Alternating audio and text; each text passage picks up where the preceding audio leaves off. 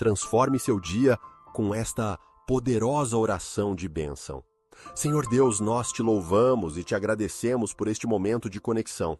Pedimos que tu abençoes cada pessoa que está ouvindo agora, que a tua paz, a tua sabedoria e o teu amor envolvam seus corações. Que a tua graça seja sobre cada desafio que enfrentam, trazendo força, direção e esperança.